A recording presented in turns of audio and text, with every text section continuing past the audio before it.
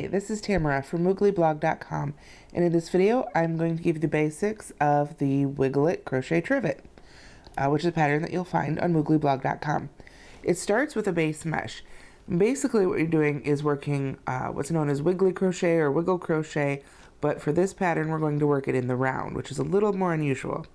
Here I have the basic mesh, and there are full instructions for this on Moogly blog.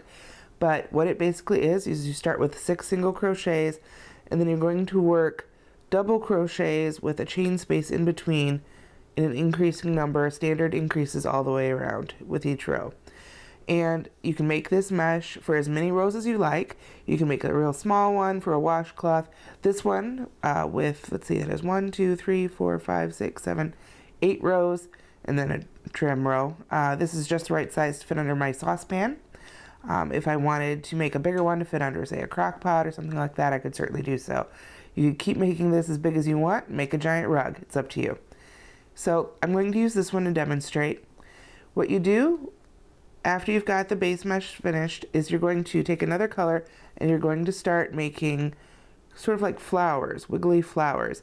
What you're going to do is insert your hook between 2 double crochets of row 2. It's a single crochets in row 1, double crochets for all the rows after that.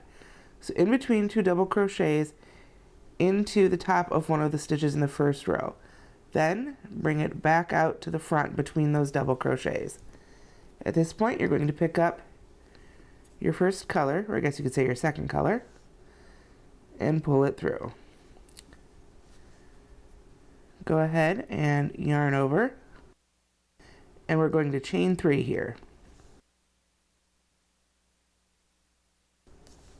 At this point, you can go ahead and pull that end you're not using to the back of the trivet so it stays out of the way.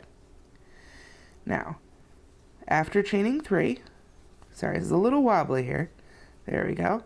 You're going to double crochet in the around the post of the double crochet stitch just to the left.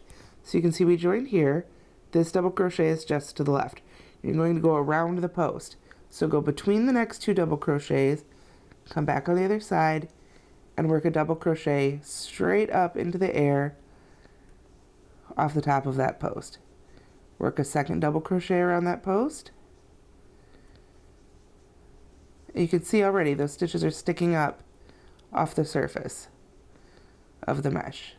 After working 2 around the post, come up, and just to the left of that post, go between the next 2 double crochets into the top of the next row there, or I guess you could say the bottom of the next row, and then we're going to work back down around the post of the double crochet just to the left. There's 1, go under and around. Oops, that back side's starting to peek through there. Pull that back out of the way. Go around that post for the second double crochet, and then we're going to work at the bottom between the next 2 double crochets, between the one we just worked and the next one. Go into the top of the first row and work a double crochet there. Here, let me pull the hook out so I can show you where we're at.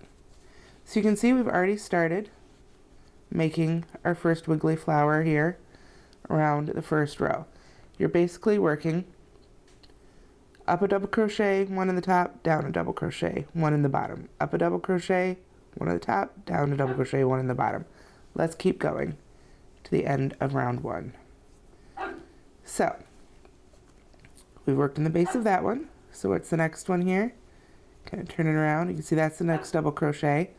So we'll work 2 double crochets around that post.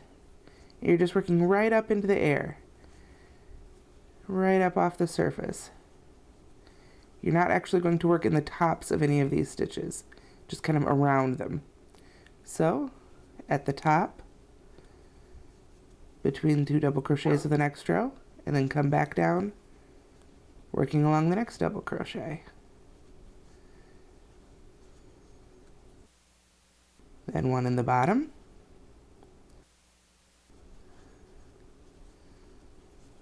Get a little more yarn here. And you can make these, some people have said they made them with acrylic. I prefer to use cotton. because cotton won't melt. And the risk with acrylic yarn is, of course, that it will melt if the temperatures are hot enough. Some people swear by it, but I'm going to recommend cotton. We'll just put it at that. Plus, the nice thing about cotton is that it is inexpensive. It's bright, it's colorful, great for kitchen things, absorbent too. Habits knows my pot holders and trivets always get spilled on. So, as you can see, I'm just doing the same thing over and over again. Down a double crochet, one in the bottom, up the double crochet, one in the top. Oops. One note about these too, some people have complained that they tend to cup a little bit. I find that blocking the mesh before you begin putting on the flowers helps a bit with that, but if you find that it's curling up quite a bit, you might want to move up a hook size. Different people have different tensions and mine just might be looser than yours. That's normal and perfectly fine. You're not doing anything wrong. Just different people. Oops. There we go. So for this I'm using a G hook and worsted weight kitchen cotton. If, like I said, if you are finding that yours is curling up quite a bit, you might want to move up to an H hook. Oops. It's a little awkward at first. Doesn't look very elegant while you're making it, but I think the end product is worth it. Let's see. Up the next double crochet. We're almost done with the first round here.